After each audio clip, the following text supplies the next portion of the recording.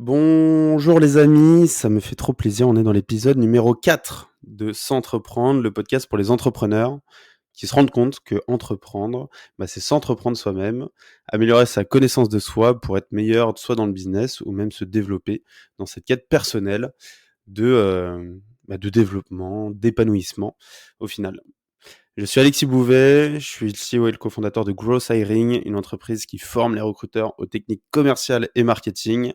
Donc, je documente toute cette aventure entrepreneuriale, plus mon aventure personnelle sur mes projets et mes enseignements tout au long de mes journées, de mes semaines, des mois aussi à venir, pour vous partager un petit peu ce que je comprends, ce que j'interprète, pour essayer d'élever les réflexions, les discussions et que vous arriviez à vous poser les bonnes questions pour être meilleur dans votre business, mais aussi mieux vous connaître. Je suis trop content de faire cet épisode et je le fais du coup d'une manière un peu différente par rapport à la semaine dernière. La semaine dernière, j'étais trop déçu de l'épisode que j'ai fait. Donc c'est l'épisode numéro 3.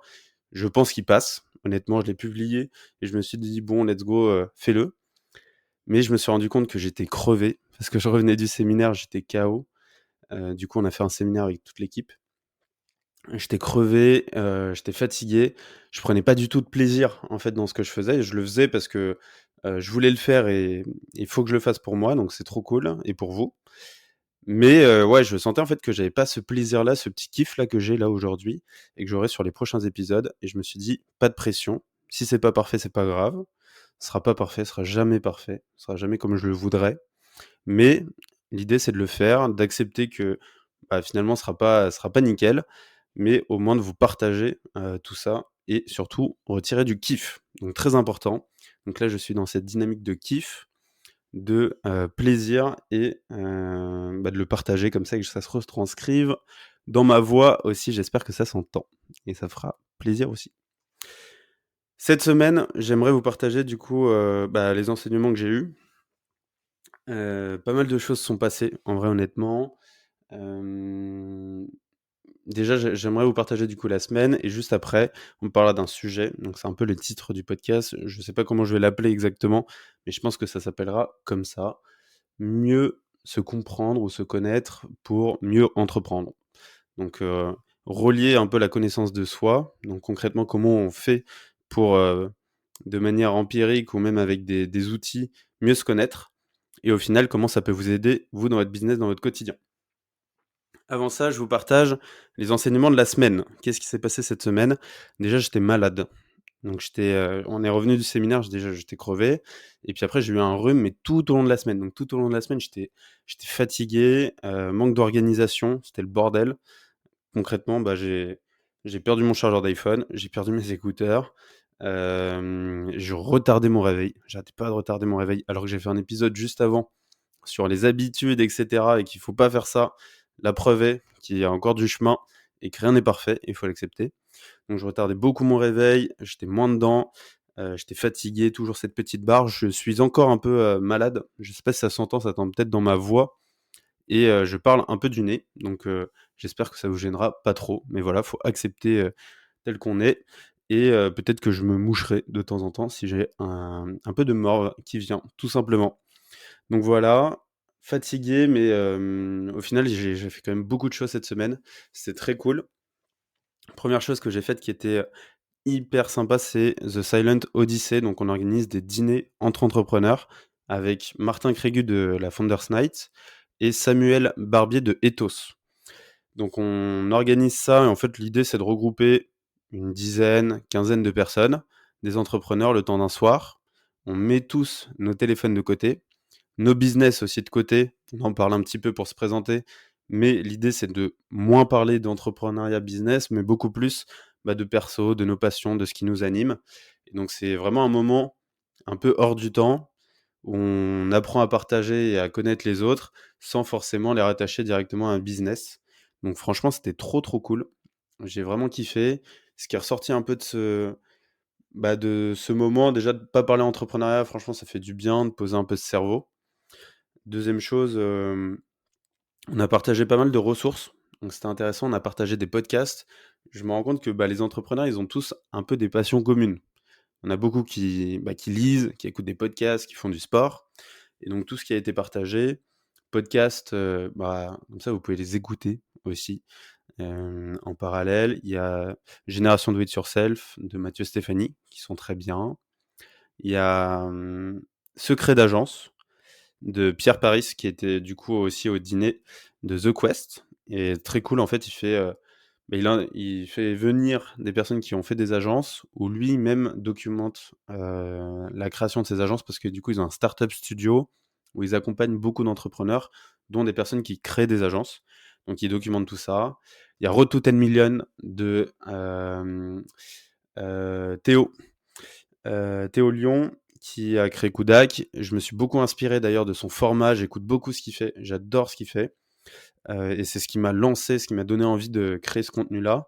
Je voulais le faire du coup il y a à peu près 6 mois. Je me souviens à un co-living, j'avais fait un premier épisode que j'avais tourné sur mon ancien podcast et c'est ça qui m'a vraiment donné, l'envie de faire, de faire ce contenu. Franchement, je trouve ça trop, trop cool.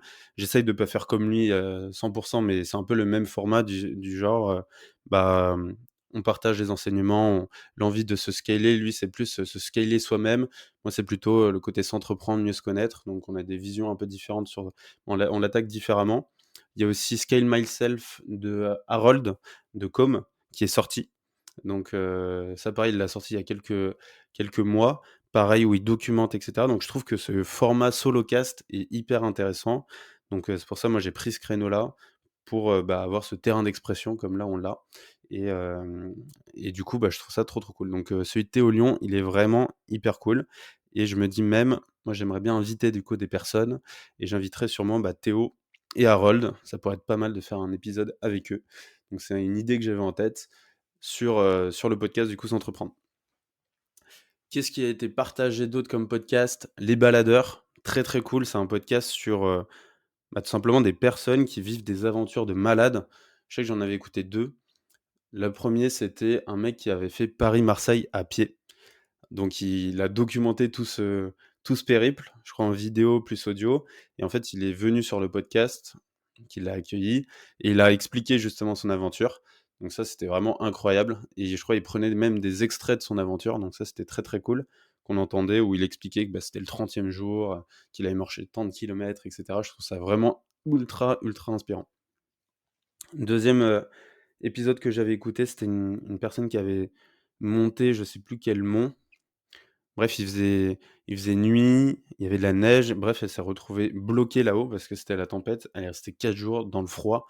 Elle s'est creusé un trou et même, elle se pissait dessus pour se réchauffer, donc vraiment une aventure de malade, ultra dangereux, mais ouais, une péripétie, folle qu'elle a racontée sur le podcast. Donc vraiment, voilà, c'est des histoires assez hors du commun qui rallient souvent, sport, aventure et donc je recommande. Ensuite, on m'a parlé de livres. Livres, on avait, La vie secrète des arbres. Donc ça, je l'ai acheté, du coup et c'est un livre qui explique comment les arbres communiquent entre eux, quelle est leur manière de faire. Parce qu'en fait, les arbres, mais en tout cas même l'écosystème, la nature, communiquent via les racines et cetera, via la terre. Il y a plein de choses, en fait, qu'ils arrivent à mettre en place que nous, on soupçonne même pas et donc ce livre explique tout ça avec le récit d'une personne. Je sais plus le nom de l'auteur, faudrait que je retrouve. Je vais regarder si je l'ai moi de mon côté, j'ai quelques petites notes. Je me suis dit que là j'allais prendre mes petites notes, là je l'ai pas. Est-ce que je l'ai? Je l'ai pas, mais La vie secrète des arbres, je vous recommande et aussi un autre livre, Glucose Révolution, donc j'ai pas mal parlé, nutrition pendant ce dîner. C'était hyper intéressant et notamment, Glucose Révolution est très bien apparemment pour s'éduquer, pour s'imprégner de, son alimentation, comment se nourrir, comment s'alimenter, préparation sportive ou non. Donc hyper intéressant parce que on bouffe beaucoup de merde avec les, supermarchés. On ne sait pas du tout d'où viennent nos produits et donc ça permet vraiment déjà de prendre conscience de tout ça et d'avoir un bon plan, un bon régime alimentaire. Donc pareil, je l'ai acheté. Hem, Ensuite, qu'est-ce qui s'est passé cette semaine? Je me suis rendu compte que pour créer mes épisodes, j'avais besoin de contenu. Pour l'instant, aujourd'hui, j'utilise mes connaissances, mon contenu, les choses que j'ai pu créer moi de manière, empirique depuis ces, 5 dernières années pour le partager. Donc ça, je pense que ça a bien marché pour les 10-15 premiers épisodes. Et puis de plus en plus, il va falloir que je consomme du contenu. Donc c'est aussi le principe de ce podcast, c'est de me permettre de m'autoriser à évader un peu mon esprit, aller sur des sujets que je vais diguer, par exemple la connaissance de soi. Là, je suis en train de lire un livre qui s'appelle L'âme du monde, qui est hyper intéressant. Ça raconte l'histoire de 7 sages qui se retrouvent au même endroit pour enseigner les clés universelles de la sagesse à des adolescents. Donc c'est un petit livre de Frédéric Lenoir qui avait aussi écrit un livre qui s'appelle Le traité de vie intérieure, qui est hyper inspirant, pareil, qui s'inspire de philosophes. Et donc dans celui que je suis en train de lire, L'âme du monde, donc il y a plein d'enseignements de la sagesse qui sont hyper, hyper intéressants. Et donc je vais documenter, je pense, pour en faire un épisode et le rattacher au business. Mais donc typiquement, c'est des sujets qui me passionnent, qui m'intéressent, et le podcast est un prétexte pour m'autoriser justement à aller diguer ces sujets-là, vous les partager, vous les retranscrire. Donc pourquoi je disais ça? Je disais que oui, clairement, il fallait que je consomme du contenu pour alimenter mes réflexions, aller chercher des infos, vous les partager. Et je me suis rendu compte qu'aujourd'hui, le contenu est très mal utilisé. Mais en tout cas, moi, je source mon contenu très mal. Aujourd'hui, mes sources d'informations, ça va être LinkedIn, où j'ai les feeds, etc. YouTube. En vrai, ça fait longtemps que j'ai pas regardé du YouTube, mais YouTube, j'adore regarder des vidéos, notamment sur le sport, la philo, l'entrepreneuriat. Je vais avoir Instagram, mais en vrai, je regarde même pas trop le contenu, c'est plus pour les messages. Et après, ouais, j'ouvre LinkedIn sur les messages, Messenger, WhatsApp, etc. Mais j'ai pas vraiment une plateforme sur laquelle je vais diguer du contenu. Et donc, il y a 2 solutions qui me sont tombées cette semaine. La première, c'est utiliser Feedly. C'est une application qui permet de centraliser l'ensemble des contenus qu'on va sourcer sur différents sites. Donc par exemple, Feedly, on va aller relier, je dis n'importe quoi, un site sur la philosophie, un site sur les actualités, faire de la veille sur un mot-clé en particulier, peut-être s'inscrire à une newsletter qu'on va mettre sur Feedly. Et en fait, chaque jour, il va sortir justement le contenu qui sort sur ces différentes sources d'informations et le centraliser sur Feedly. Donc ça, c'est génial, ça évite de faire un tri à droite à gauche, aller le chercher manuellement. Donc tout est configuré, c'est déjà mis en place et on peut créer même des dossiers en fonction des thématiques. Donc ça, j'ai trouvé ça super. Et en fait, la limite que j'ai trouvée à ça, je trouve ça génial en fait pour les newsletters, pour les choses qui arrivent de manière récurrente, des blogs, etc. Parce que ça permet de retranscrire au même endroit où moi j'ai l'impression les newsletters par exemple, j'ai du mal à aller, je sais pas, le week-end sur Gmail, regarder, ma section newsletter et aller dessus parce que ça me tente directement de regarder un peu tous mes mails et je trouve que ça fait un côté un peu, business alors que j'ai vraiment envie de détacher ça un peu le week-end. Donc Feedly est une bonne solution. Par contre, c'est que du contenu nouveau qui va apparaître. Donc une fois qu'on a consommé le contenu, on doit attendre le nouveau contenu. Et c'est un peu la limite que je vois en tout cas à Feedly dans mes recherches. Moi, j'aimerais bien rechercher, je sais pas, les 10 principes, d'Aristote, quels sont les différents philosophes et quelles sont leurs visions. Et en fait, c'est plutôt des recherches sur internet qui m'intéressent.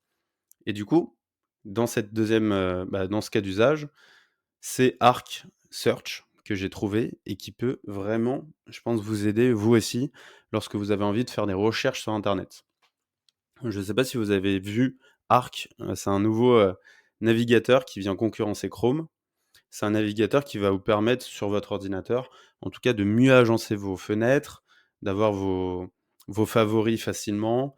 Vos onglets aussi se mettent en veille automatiquement et vous pouvez avoir plusieurs espaces, facilement comme si vous gérez, du coup, les profils Chrome, mais de manière beaucoup plus fluide.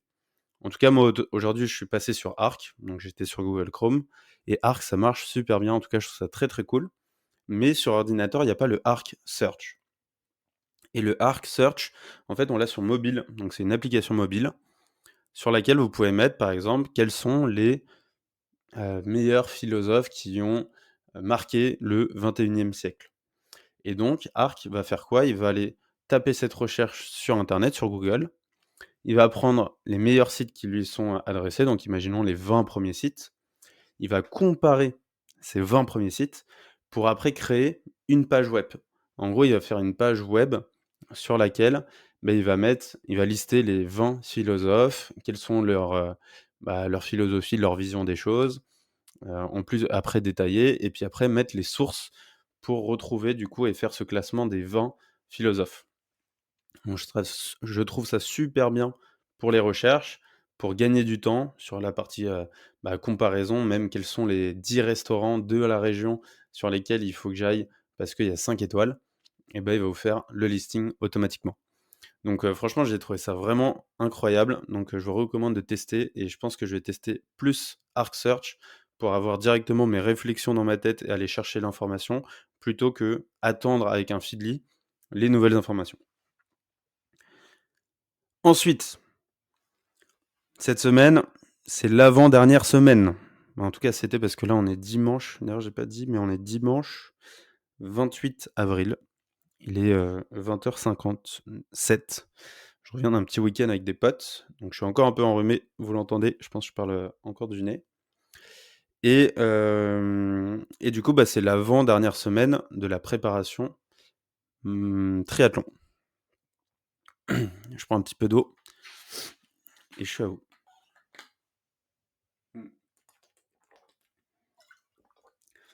Donc l'avant-dernière semaine, c'est un peu crucial parce qu'on arrive le point un peu d'équilibre qui est un peu le moment, on va dire, difficile sur la préparation. Je dirais que c'est le milieu 3/4 où effectivement on s'entraîne depuis déjà 1 mois et demi, 2 mois.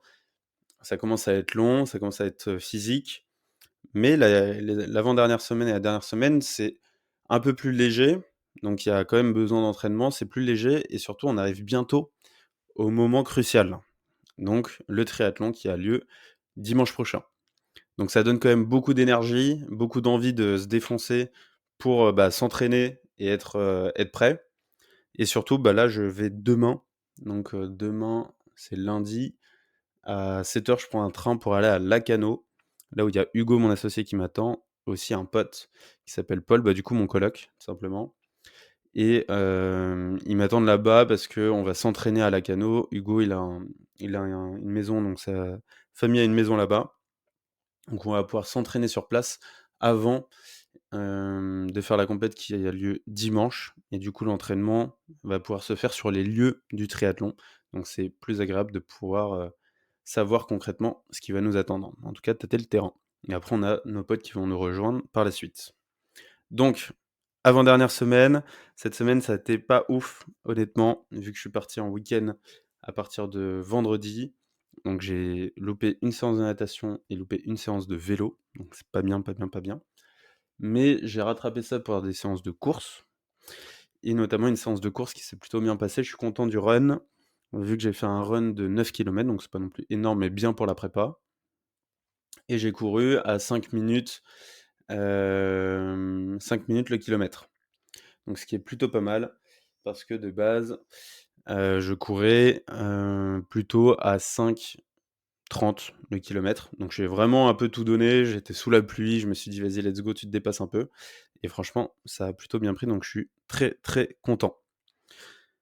Finalement, j'ai aussi couru, cette semaine, petit enseignement, avec mon casque. Donc j'ai un casque réduction de bruit parce que j'avais perdu mes écouteurs, donc j'avais pris mon casque de taf et j'ai trouvé ça incroyable de courir avec la réduction de bruit et j'ai trouvé qu'on était beaucoup plus performant. Pourquoi? Parce que lorsqu'on court et qu'on est fatigué, on va avoir du coup des signaux qu'on va envoyer à notre corps qui vont être la respiration qui va de plus en plus fort, on commence à être essoufflé, on fait beaucoup plus de bruit sur les pas et cetera et du coup ça envoie des informations à nos oreilles et on se dit: «Oh là là, je suis en galère» et en fait, le fait d'avoir la réduction de bruit avec de la musique lo-fi, donc j'ai vraiment mis de la musique lo-fi très douce et j'ai l'impression que ça m'apaisait. Même si j'étais dans le mal où justement mon rythme cardiaque était très intense j'entendais pas du tout ces signaux extérieurs, en fait, que mon corps pouvait rejeter et en plus, j'avais de la musique tranquille, lo-fi, où j'ai l'impression que ça m'apaisait et que ça apaisait mon rythme cardiaque et ça, j'ai trouvé vraiment ça incroyable, où d'habitude, je cours avec des podcasts et c'est hyper intéressant, j'aime bien me mettre des podcasts, mais en fait, j'ai l'impression que la musique permet beaucoup de se dépasser en tout cas d'aller chercher des zones où on n'a pas l'habitude d'aller si on écoute plutôt des podcasts. Donc voilà, petit enseignement cette semaine. Et le dernier, avant de passer à la connaissance de soi, donc mieux se connaître pour être meilleur dans le business, c'est un enseignement plutôt business, du coup sur Gross Hiring. Cette semaine, on est arrivé quasiment à la fin du mois d'avril. On l'a fait un petit peu avant.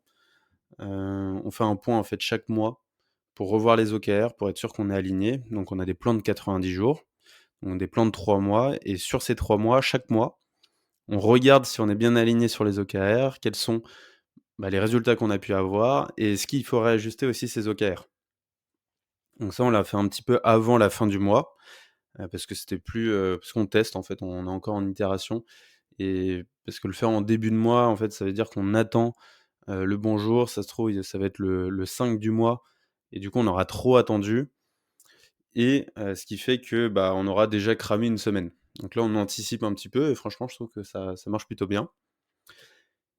Et j'ai pris le temps, en fait, je me suis autorisé de passer 1 heure et demie sur la strate de la boîte, sur, ce que j'analyse et cetera et comment je vois, du coup, le prochain mois. Et ça m'a fait un bien fou. Je me suis rendu compte que ça avait un impact considérable sur les prochaines actions que je vais pouvoir mettre en place sur la partie exécution.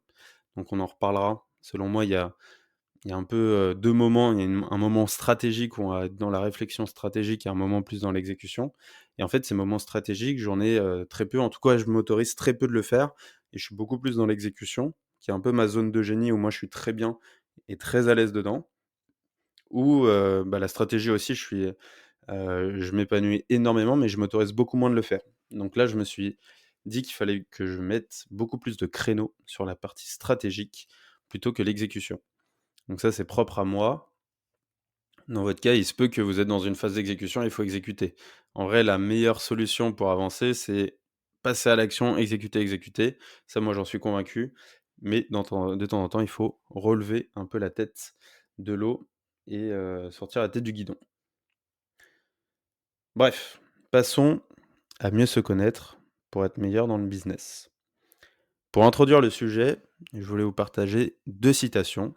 Une de Aristote qui dit que se connaître est le début de toute sagesse. Donc c'est l'essence de la sagesse. Et la deuxième citation est une de Franklin Roosevelt qui nous dit: il y a 3 choses extrêmement dures: l'acier, l'allemand, pas l'allemand, le diamant. Je recommence. Ce que nous dit notre cher Franklin Roosevelt. Ah là là, je peux pas écorcher ces citations comme ça, c'est horrible. Donc je la refais. Il y a 3 choses extrêmement dures: l'acier, le diamant et se connaître soi-même. Pour dire à quel point, c'est un chemin compliqué et il faut, du coup mettre des actions en place pour y arriver, mais c'est pas forcément facile. La connaissance de soi, mieux se connaître, ça a beaucoup de bénéfices. Ça nous permet, de mieux comprendre ses schémas de pensée, comment on fonctionne, comment on réfléchit, comment on agit, quelles sont nos habitudes, quelles sont nos actions, comment il faut communiquer avec nous, avec nous-mêmes, communiquer avec soi-même et aussi comment les autres doivent communiquer avec nous ou comment nous, on doit communiquer avec les autres. Ça nous permet, d'adapter notre rythme de travail, bien se connaître, connaître son énergie, les moments où on est meilleur. Moi, je sais que je suis meilleur le matin, par exemple, quand je travaille. Les moments où on est moins bon, moi, par exemple, ça va être après manger. Après manger, moi, je suis en digestion, donc c'est là où je prends tous mes calls. Donc ça nous permet de bien adapter son rythme de travail et être sur les bons sujets au bon moment en fonction de son énergie. Mieux se connaître, ça permet de s'aimer soi-même, de pouvoir, être ouvert à justement aimer les autres et ça passe par justement la connaissance de soi. Comment on fait du coup pour mieux se connaître? J'ai regroupé du coup plusieurs, outils, on va appeler ça des outils pour vous, que vous pouvez utiliser pour, aller creuser du coup au fond de vous. Donc c'est pas un travail qui va être facile. Je sais pas si vous avez l'habitude de le faire d'ailleurs naturellement.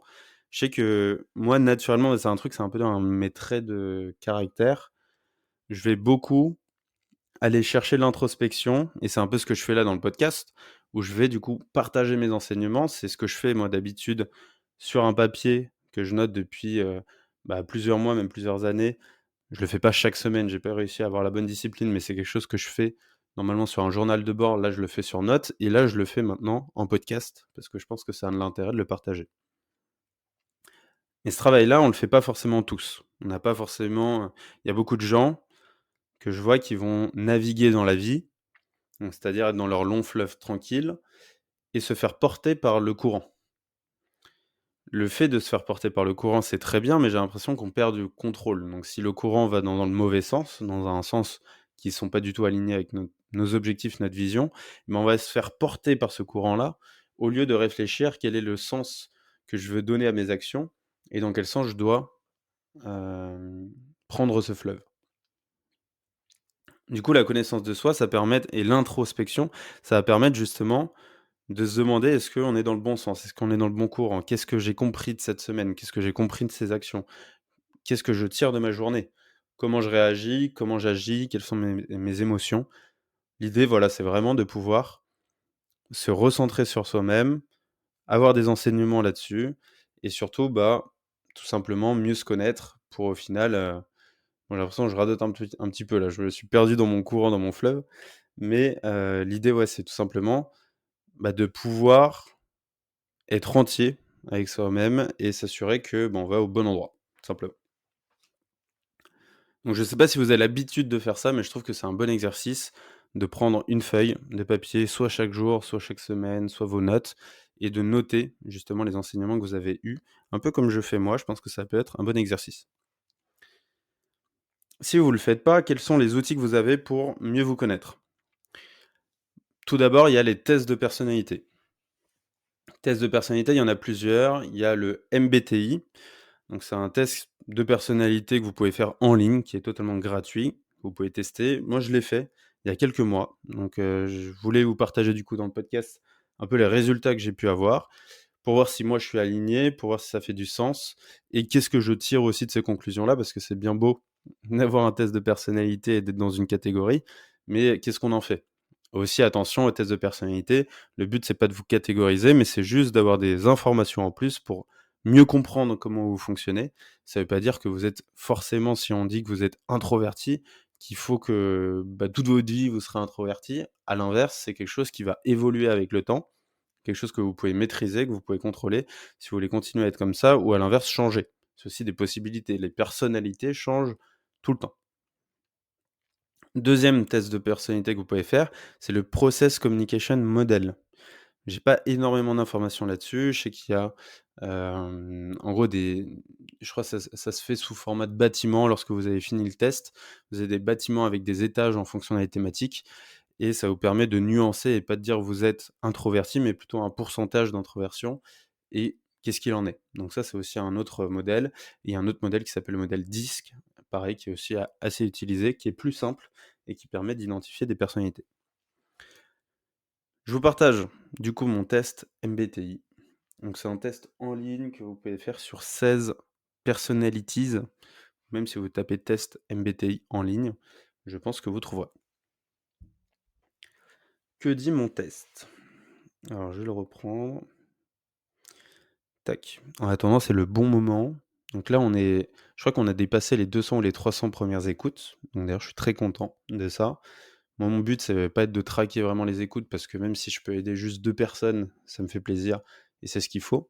Mais voilà, plus on est nombreux, plus on arrive à toucher de monde, mieux c'est. Donc n'hésitez pas à le partager et à mettre des petites étoiles sur Apple Podcast et Spotify. C'est le petit moment où je vous demande ça gentiment.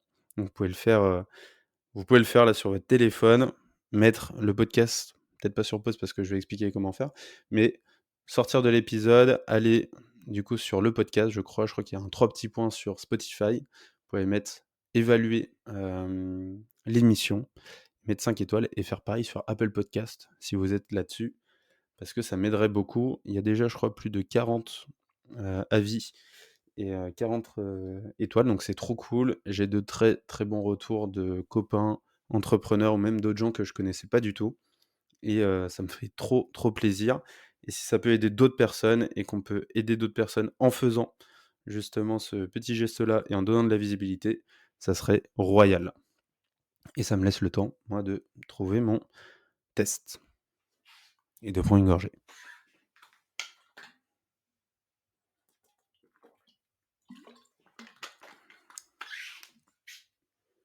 Alors, on va être pas mal. J'ai retrouvé mon test. Donc le résultat de toutes les questions qu'on m'a posées, on m'a dit que mon type de personnalité est consul. Et c'est-à-dire que je suis ESFJ-A. Jusque-là, ça veut pas trop dire grand-chose. Consul, qu'est-ce que ça veut dire? Les consuls sont des personnes très attentionnées, sociables. Je vais remettre ma voix bien. À cause de mon rhume, c'est pas ouf. Mais très attentionnées, sociables, tournées vers la communauté et toujours prêtes à aider. Donc je me retrouve pas mal là-dessus. C'est vrai que c'est un de mes traits de caractère assez forts. J'ai l'habitude d'apporter de la valeur, partager, essayer de fédérer les gens. Donc jusque-là, on est plutôt bon. Le E veut dire énergie. Extraverti, autant pour moi. Je suis à 64% extraverti et à 36% introverti. Attention, je remets des définitions sur extraverti. Extraverti, ça veut dire qu'on se ressource avec les autres. Donc c'est-à-dire que lorsqu'on va en soirée, on va voir des gens, prendre un verre, etc., on va avoir de l'énergie. Ça va nous donner de l'énergie et ça, c'est le fait d'être avec d'autres personnes. Et introverti, ça veut pas dire être timide, etc., mais ça veut plutôt dire se ressourcer en étant seul avec soi-même. Et donc là, ce qui est bien, ce que je trouve, pas mal dans ce test, c'est que c'est pas rouge ou noir, mais je suis à 64% extraverti et à 36% introverti. Et ce qui est plutôt juste, où j'aime quand même, moi je trouve, en tout cas j'étais très extraverti quand j'étais jeune, et maintenant j'aime de plus en plus me retrouver seul avec moi-même, avec mes pensées, lire, faire des choses un peu tout seul. Et ça me donne beaucoup d'énergie. Ou à l'inverse, si je suis dans une soirée et j'ai pas du tout envie d'être là, ou je suis fatigué et j'ai passé une semaine, intense, et je serais beaucoup plus à l'aise à être tout seul chez moi qu'être avec des gens. Donc les personnes extraverties se prêtent volontiers aux activités de groupe et valorisent les interactions sociales. Elles ont tendance à se montrer enthousiastes et à exprimer ses sentiments. Donc je suis extraverti. Ensuite, je suis observateur. Donc à 58% observateur et à 42% intuitif. Alors ça, c'est plus ou moins vrai. Je pense que je suis plus observateur qu'intuitif. Les personnes observatrices sont programmatiques et terre à terre. Elles ont tendance à se concentrer sur ce qui advient ou ce qui risque d'advenir. Donc ça, c'est très vrai. Moi, j'ai un côté, et je pense qu'on pourra en parler, où je suis beaucoup plus dans la logique que dans l'intuition. Je sais pas si je dois me fier à mon intuition. L'intuition, c'est quelque chose qui vient un petit peu de nos expériences passées, de notre inconscient qui nous dit: «Bah, voilà, selon tout ce que tu as vécu, et cette situation-là, il faut la résoudre comme ça parce que tu en as résolu 10 autres avant qui étaient dans cette même situation». Globalement, je schématise. Et à l'inverse, moi, j'ai l'impression qu'il faut faire attention à cette intuition qui peut être fausse parce qu'elle se base sur le passé, alors que ce cas qu'on a en face de nous, il peut être totalement, différent. Il faut le voir d'une manière beaucoup plus rationnelle, donc avec, une logique, si vous voulez. Il y a un système 1 et un système 2, j'en parlerai juste après pour expliquer, mais le système 1 est beaucoup plus intuitif et le système 2, on va aller chercher un côté rationnel. Donc c'est un peu le cerveau, on a un système 1, système 2, un côté beaucoup plus rationnel pour aller trouver la bonne solution. Donc je pense que c'est ce qu'ils veulent dire dans observateur. Et donc, c'est vrai que je me reconnais plus sur ce côté-là, et je crois un peu plus quand même que intuitif et que ceux qui mettent. Ensuite, je suis à 58% sentiment et à 42% pensée. Alors, les personnes de type sentiment apprécient l'expression émotionnelle et la sensibilité. Elles accordent beaucoup d'importance à l'empathie, à l'harmonie sociale et la coopération. OK. Ensuite, je suis beaucoup plus à 88% jugement et à 12% prospection. Alors je sais pas exactement leur définition, on va voir ce qu'ils disent parce que prospection c'est bizarre. 88% jugement, les personnes de type jugement sont résolues, minutieuses et très organisées. Elles apprécient la clarté, la prévisibilité et l'accomplissement. préférant la structure et la planification à la spontanéité. Donc ça, c'est très vrai.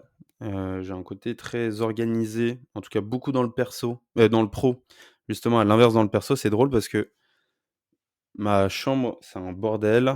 Souvent, je mets un peu tout en bordel, même cette semaine, c'était le gros bordel, heu, genre chez moi, et j'ai pris un temps justement pour tout cleaner, mais ça faisait très, très longtemps que j'avais pas tout cleané, chez moi. Et du coup, c'est assez drôle d'avoir ces 2 facettes parce que je sais que dans le pro, par contre, bah, tout est organisé, mon agenda il est timeboxé, j'ai un Notion ultra carré, je vais avoir, ma vision, une stratégie de vie et cetera, qui va être, tout planifié. Donc ça, c'est très vrai, mais c'est drôle, en perso, je suis pas du tout, je suis pas très comme ça, quoi. Ensuite, 88 assurés, donc les personnes, et sinon 12 prudents. Les personnes assurées sont sûres d'elles, d'humeur égale et résistent au stress. Elles refusent de s'inquiéter outre mesure et ont tendance à être confiantes en elles-mêmes lorsqu'elles essaient d'atteindre leurs objectifs. Ça, je suis plutôt aligné avec ça. Le fait d'avoir confiance en soi et de se dire, bah, quoi qu'il arrive, je vais y arriver, et ça ne dépend que de moi. OK, et je crois que c'est tout ce que j'avais. J'avais pris des screens de ces tests. Donc voilà, j'espère que je crois qu'il manque quelques trucs, mais globalement, voilà ce que c'est le Consul et ESFJA. J'ai pas exactement les acronymes, les définitions de cet acronyme, mais je vous laisserai tester et voir justement si vous êtes alignés. Et moi, voilà, ça m'a permis de découvrir 2-3 trucs intéressants qui sont, réels, hein, par rapport aux traits de ma personnalité. Ça m'a permis aussi, faire cette introspection, ça permet de savoir comment je fonctionne. Je sais que moi, je fonctionne de manière très organisée, très carrée, que j'aime communiquer avec les autres, que j'ai ce côté fédérateur, que j'aime, mettre ça en place, et c'est un peu mes zones de génie, et je pense que c'est là où il faut que je sois, ou en tout cas que j'ai des actions qui soient liées à ça. À l'inverse, lorsqu'il y a des moments où je serai, pas bien, ce sera peut-être dû à des choses qui sont, les points faibles de ma personnalité. Et donc faire attention, du coup, le savoir si je dois le faire, si je dois mettre en place des actions qui sont des points faibles de ma personnalité, j'en ai conscience en amont, et du coup, ça me permet, d'anticiper, ou à l'inverse, de me dire: en fait, ça, faut pas du tout que je le fasse parce que c'est pas pertinent par rapport à moi». Ensuite, il y a ces tests de personnalité que vous pouvez faire, qui vous permettent d'en savoir un petit peu plus sur vous, et surtout d'avoir des définitions un peu comme on l'a vu là, qui vous permettent de mettre des mots sur des ressentis. Mais je pense que la meilleure manière de mieux se connaître, c'est de s'écouter, de tester de manière empirique. Donc c'est-à-dire de faire des tests, de voir, si par exemple demain, vous rangez tout, vous faites, quelque chose de manière très, très organisée, est-ce que c'est quelque chose qui vous correspond? Et de le tester de manière empirique et de voir ce que ça fait, et après de même se poser les questions. Qu'est-ce qui me donne de l'énergie? Comment j'aime m'organiser? Qu'est-ce que je n'aime pas dans mon organisation? Qu'est-ce que je suis prêt à sacrifier? Voilà, se poser ces questions vous permettra justement de tester de manière empirique et d'avoir justement les réponses, et de savoir, si c'est bien des traits de votre personnalité qui sont fixes et qui peuvent bouger, ou est-ce qu'elles peuvent, elles ne bougeront pas et vous acceptez telles qu'elles sont. Ensuite, on a parlé aussi des 2 systèmes, donc du cerveau. On a un système 1, système 2. C'est un livre, qui est sorti, qui s'appelle, Système 1, Système 2, les 2 vitesses de la pensée. Le système 1, j'en ai parlé un petit peu avant, c'est une pensée qui va être très rapide, intuitif, émotionnelle. Donc imaginons que vous avez, je sais pas, une carte, vous êtes au restaurant, vous avez la carte dessert, donc le meilleur moment au restaurant, on est d'accord? Lorsqu'on a cette carte des desserts, on a plusieurs choix. Une tarte au citron, une tarte à la framboise, une tarte à la meringue, une tarte, aux abricots. Voilà, vous avez, plusieurs choix, et directement votre corps, en lisant tout ça, il va vous donner de manière intuitive une réponse. Typiquement la mienne, moi, ça va être la tarte au citron. Moi, j'adore la tarte au citron. Et pourquoi? Parce que dans mon passé, Ça, c'est pas forcément vrai, mais ça peut être, une explication. C'est peut-être parce que, je sais pas, votre grand-mère ou dans votre famille, vous avez l'habitude de manger des tartes au citron. Alors que ça se trouve, la tarte, bah, à l'abricot, elle est peut-être meilleure, mais juste de manière intuitive et en se basant sur votre passé et ce que vous avez connu, vous allez choisir la tarte au citron. Donc c'est une décision rapide, intuitive. Le système 2, on va avoir quelque chose de plus lent, de plus réfléchi et logique. Je prends un autre exemple. Imaginons qu'on vous demande combien fait 7 fois 10 fois 3. Si vous avez fait une bonne prépa et que vous êtes très bon et que vous avez déjà fait ces calculs mentaux depuis très très longtemps et que vous connaissez la réponse parce que vous l'avez déjà donné 10 fois, 100 fois ou 1000 fois, ça viendra de manière intuitive. Mais sinon, vous serez dans le système 2 d'une manière beaucoup plus logique, rationnelle, et vous allez calculer 7 fois 10, 70, fois 3. Attention, on va voir si je suis bon. Tac, tac, tac, ça fait 21, 21 000 ou 2100. 2100. Donc 2100, c'est un raisonnement que j'ai eu du coup de manière réfléchie et rationnelle. Et donc, dans votre prise de décision, dans vos prises de décision au quotidien, souvent ça va être ces 2 systèmes. On va souvent se faire avoir par notre système 1, en tout cas tous les automatismes qu'on va mettre en place, toutes les habitudes, toutes les décisions rapides, ça va être notre système 1. Et de temps en temps, on va faire appel à notre système 2 sur les trucs beaucoup plus rationnels et logiques. Et du coup, je vous invite à vous réfléchir à chaque fois, dès que vous prenez une décision, est-ce que c'est mon système 1 qui a parlé ou est-ce que c'est mon système 2? Est-ce que c'est quelque chose de plus rationnel, de plus logique? Et moi, je me prête un petit peu à l'exercice et en tout cas, je le fais peut-être un peu trop, mais je sais que moi, dans le business, je vais beaucoup plus essayer de faire appel à mon système 2 que seulement à mes intuitions. Mes intuitions, en fait, j'ai peur que ce soit juste la conséquence de mes actions passées qui fait que j'ai cette intuition, mais elle est peut-être pas rationnelle.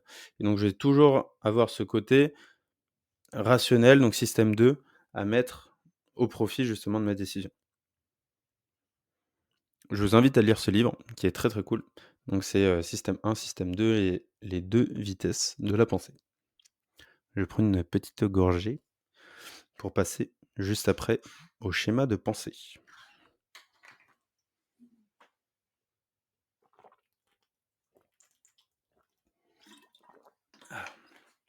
Moi je suis content.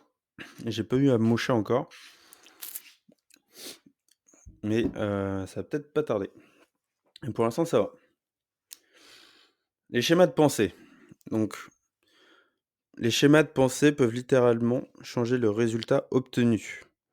Et de temps en temps, le meilleur hack est de reconfigurer sa pensée que de vouloir faire plus dans la mauvaise direction. Bon, c'est ce que je m'étais noté en petite note. Mais en gros, les schémas de pensée, ça va être, imaginons, je vais prendre un exemple, par exemple le sport. Ça m'arrivait pas mal quand je m'entraînais là pour le triathlon. Je me levais du coup le matin à 6 heures pour aller courir par exemple. Et quand je me levais le matin, quand mon réveil sonnait plutôt, je cliquais sur mon réveil et j'avais 2 possibilités. Soit mon premier schéma de pensée qui était le bon, et se dire: «Bon, je suis debout, je suis réveillé, en tout cas je suis debout, j'ai éteint mon réveil et mon réveil est souvent à l'extérieur de mon lit, en tout cas à l'extérieur de ma chambre. Donc, globalement, il faut que j'aille courir». Deuxième schéma de pensée, j'éteins mon réveil et je me dis: «Ah mais attends, en vrai, est-ce que j'ai vraiment des trucs ce matin après? Est-ce que je peux pas retarder d'une petite demi-heure? Allez, je peux retarder». Paf, je me mets dans mon lit. Tac, je suis en demi-sommeil et après je me dis: «Bon, est-ce que j'y vais? Est-ce que j'y vais pas? Mais attends, qu'est-ce que je dois faire exactement?» Je sais pas. Est-ce que c'est de la course, de la natation, du vélo? Et après je retarde, je retarde, je retarde jusqu'au moment où je me lève par dépit et puis après, une fois que je suis dedans, je suis dedans, je suis lancé. Concrètement, j'ai 2 schémas de pensée qui sont possibles et ça peut être impacté par plusieurs facteurs qui vont être, ma journée. Souvent, en fait, même quand on n'a pas envie de faire quelque chose, notre, cerveau va chercher plein, plein, plein d'excuses pour ne pas faire ces choses.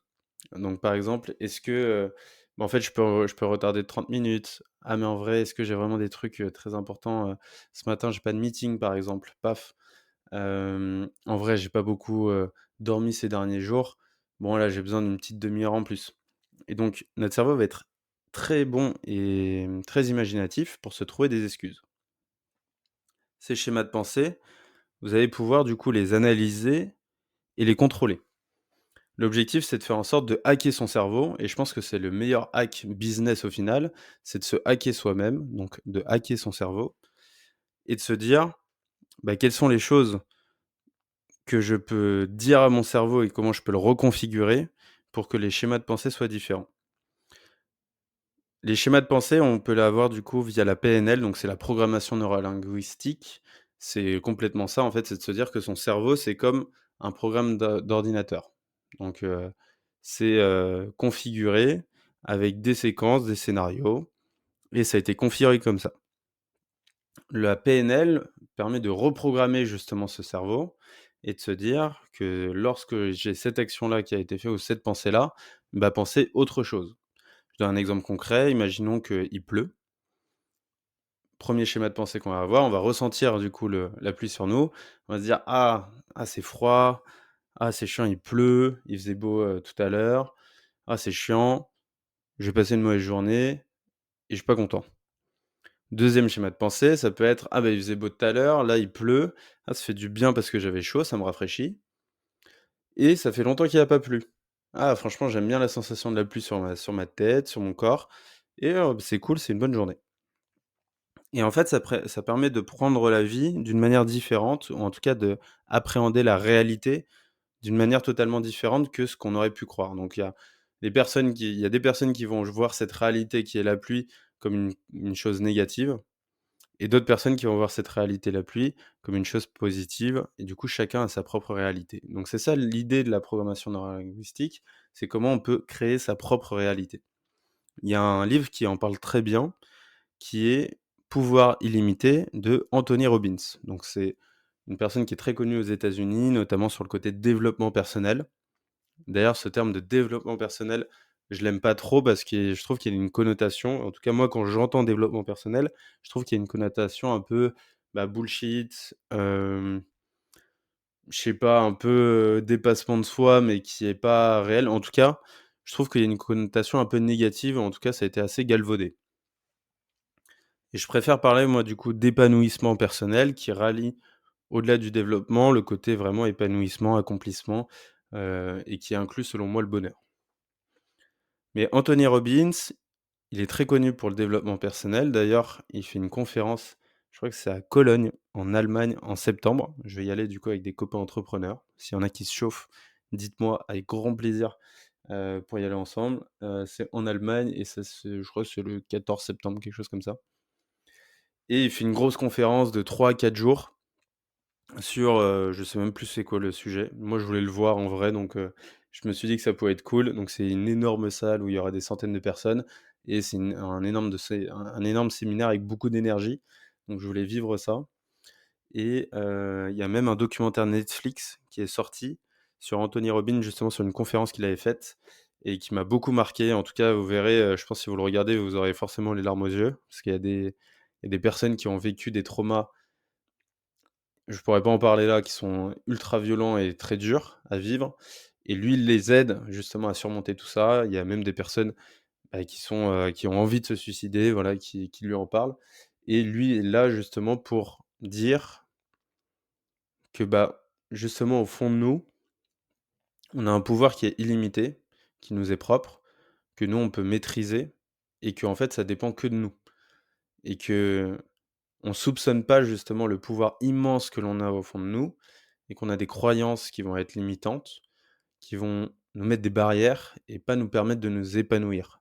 Donc c'est un peu ce qui véhicule ce message que, bah, les croyances limitantes, faut les mettre de côté, il faut utiliser des croyances, on va appeler ça améliorantes, qui vont permettre de dépasser ces plafonds de verre et faire des choses extraordinaires qui sortent de l'ordinaire. Du coup, vu que c'est extraordinaire, ce qui a du sens, c'est plutôt logique. Un autre, une fois, j'avais utilisé justement ce côté PNL. Peut-être que ça peut vous arriver vous, je sais pas, des moments où vous devez prendre la parole, des moments où vous devez faire des actions, que vous avez jamais faites et du coup, vous avez peur, vous vous dites: «Mais voilà, j'en suis pas du tout capable». Mon exemple, par exemple, c'était à BFM Business. J'avais été invité pour, parler de gros hiring sur le plateau. Donc, cette histoire est assez drôle parce que c'est, Lorraine Goumeau, j'espère que j'écorche pas son nom, qui avait fait un post LinkedIn en disant: «Je recherche des experts gros hiring, pour les invités». Donc, gros hiring, les méthodes marketing et commerciales appliquées au monde du recrutement. Elle avait fait un post LinkedIn en mettant notre logo en énorme. Bon, globalement, elle avait pas du tout le droit, mais je pense qu'elle pensait que, ce logo était, pas notre marque et cetera. Du coup, elle l'a fait, sans faire exprès et elle a posté ça et globalement, plein de gens ont commenté. Moi, j'ai commenté avec mes associés et au final, pendant, 2 semaines, pas de réponse. J'ai essayé de trouver son numéro de téléphone avec des Casper et cetera. J'avais trouvé 3 numéros de téléphone. J'ai essayé de les appeler. Impossible, à chaque fois j'étais sur messagerie et impossible de laisser un message vocal. Donc j'avais trouvé son email, je lui avais envoyé un mail, pas de réponse. Je lui ai envoyé un mail de relance et là j'ai eu une réponse. Donc ça, c'était après 2-3 semaines après son post. Elle m'a dit: «Hello Alexis, désolé, on était sous l'eau, mais carrément chaud si tu veux passer pour parler justement de gros hiring. Je crois dans 2 semaines, si ça te chauffe. Voici la date, voici l'heure et si tu me dis que c'est go, on est parti». Donc moi j'étais aux anges, je me suis dit: «Waouh incroyable, c'est aussi un de mes goals life moi de faire des actions, qui sortent un peu de l'ordinaire». Moi j'aime bien, me lancer des défis et dont un défi qui était de passer à la télé. Bon, je crois que c'est vraiment un truc qui nourrit seulement l'ego, honnêtement. Je pense que c'était vraiment que pour ça, à l'époque. Heu, Aujourd'hui, ce serait plus pour passer des messages et aider les gens, mais ouais, clairement à l'époque, c'était que pour l'ego. Elle nous invite, je me retrouve du coup, je crois que c'était un vendredi, aller dans les locaux de BFM Business. Donc, déjà, tu rentres dans les locaux, l'endroit est genre, immense avec des télés partout. Donc tu vois tous les plateaux, tous les gens qui sont à la télé et cetera, qui parlent et tu te dis: «Waouh, dans 20 minutes, je vais être là-dessus, sur cette télé et il y aura peut-être des centaines de milliers, peut-être des millions de personnes qui vont me voir». Peut-être pas des millions qui regardent BFM Business, mais voilà, énormément de monde. C'est en direct, je peux pas me chier, quoi. J'arrive sur place et donc là, gros stress. Comment je fais? J'ai jamais fait ça de ma vie, je vais passer à la télé, imaginons que je rate, qu'est-ce qui va se passer? Donc les minutes passent, donc c'était 20 minutes, on passe à 10 minutes, 5 minutes et là, en fait, je le dis à mon cerveau, je me dis: «Bon, imagine-toi que passer sur BFM Business, tu l'as déjà fait 20 fois. Donc là, ça va être la 21e fois. Donc tranquille, tu connais déjà les plateaux, regarde, tu connais tout ça, voilà, tu vois. Tu es à l'aise à l'oral, tu es déjà passé 20 fois, tu as fait le même discours 20 fois et là, tu vas le faire une 21e fois». Et en donnant ça comme, comme signal à mon cerveau et ben, en fait, j'étais beaucoup plus à l'aise, j'étais beaucoup moins stressé. Ça allait tout seul. J'ai vu Lorraine qui m'a accueilli, j'ai l'impression que c'était une amie. Je suis allé sur le plateau, j'ai l'impression que je connaissais déjà le plateau et là, il y avait un compte à rebours qui, lorsqu'on est sur le plateau, il y a une sorte de compte à rebours de 5 minutes, 4 minutes, 3 minutes qui passait. Grand silence, on était 3 du coup sur le plateau. On doit rien faire, on doit pas bouger. Donc là, tu es toi avec toi-même et donc je me répétais ça, donc c'est la 21e fois, c'est la 21e fois, t'inquiète pas et au final, je suis passé, ça s'est super bien passé et donc cette information, elle a permis vraiment de, changer mes actions, changer mon corps, changer mon état d'esprit par rapport à cette situation. Je veux vous partager aussi d'autres schémas de pensée qui peuvent vous aider sur le business. C'est le schéma DMAIC. C'est un schéma de pensée qui vous permet plus de gérer, une situation dans sa globalité. Donc je vais prendre un exemple. Donc là, c'est pas forcément un exemple business, mais ça peut être attaché au business si vous avez l'habitude de voyager. Je dois aller prendre mon avion à 14 heures. Donc ça, c'était un truc que j'avais regardé sur internet, que j'ai préparé un petit peu en amont.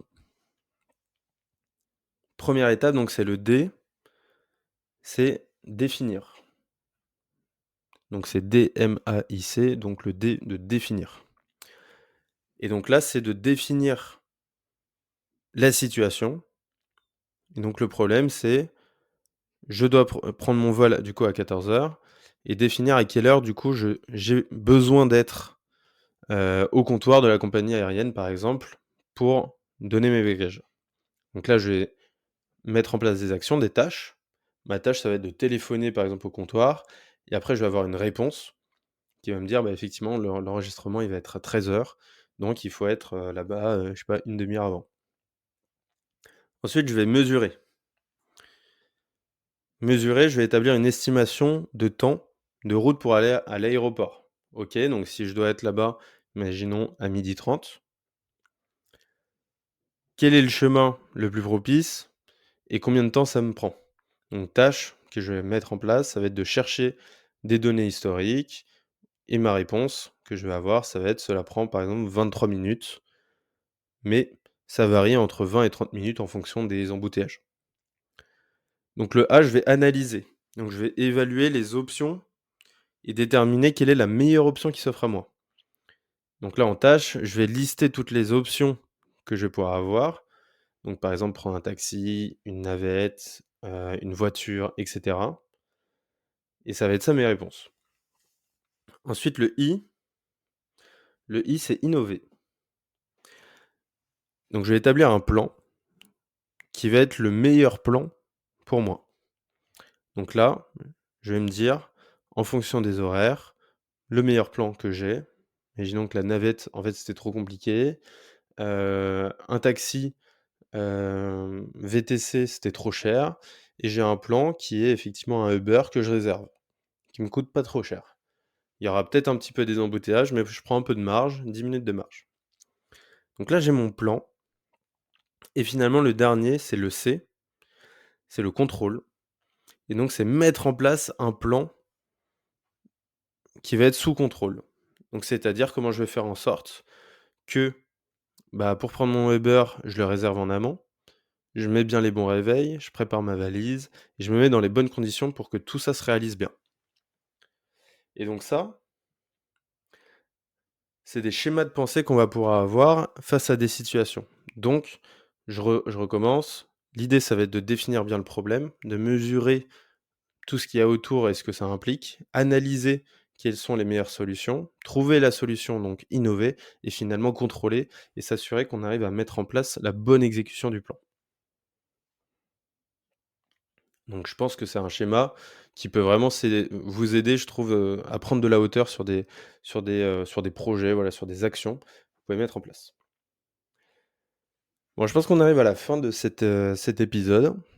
Je vais faire une petite conclusion pour résumer tout ça, donc partez pas tout de suite et je pense que c'est le bon moment. Je crois que ça fait un peu plus de 50 minutes. Moi, je vais avoir faim, il va falloir que je mange et que je prépare du coup ma valise justement pour, demain, vu que je vais à Lacano en train. Donc la conclusion de tout ça, de tout ce qu'on a vu, aujourd'hui, tout d'abord, bah, c'est l'intérêt de la connaissance de soi. Se connaître soi-même, ça permet de savoir comment on fonctionne, d'avoir le bon rythme, le bon schéma, avoir les bons schémas de pensée et même dans le business, du coup, de savoir quel est, bah, le bon rythme de travail que je dois avoir, comment je dois communiquer avec les personnes, comment je gère une situation. Une situation de crise, ça nous arrive tous. Attention, il ne faut pas réagir de manière trop intuitive. En tout cas, on peut chercher de l'intuition, mais je veux dire, il faut pas être en réaction.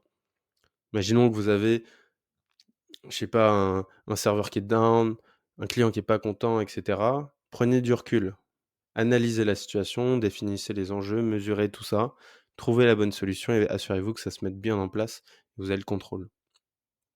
Vous avez des outils pour mieux vous connaître, des tests de personnalité, MBTI, le Process Communication Model, le DISC.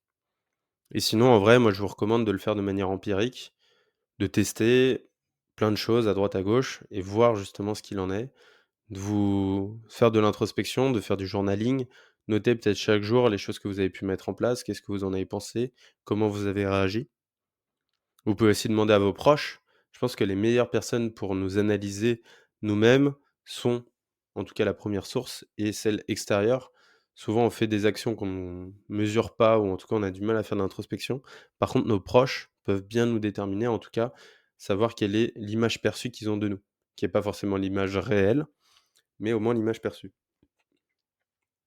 Vous avez 2 cerveaux, 2 types de cerveaux, donc le système, 1 qui va être très intuitif et émotionnel, le système 2 qui va être beaucoup plus logique, rationnel. Attention, j'ai pas de vérité absolue là-dessus. Moi, j'ai l'impression que le système 1, il peut faire, il peut être mauvais en tout cas dans la dans le choix de quelque chose. Imaginons qu'on parle d'un recrutement, si on a une intuition positive, ça peut être justement seulement une intuition, mais il faut se baser sur des faits qui sont peut-être, les expériences. À l'inverse, on a une intuition négative, donc ça peut être peut-être le premier abord, peut-être que dans le recrutement, ça a du sens parce que l'intuition négative, c'est quand même un côté, il faut que ça matche avec tout le monde, du coup avec l'équipe, donc ça peut peut-être être vrai de se fier à son intuition négative.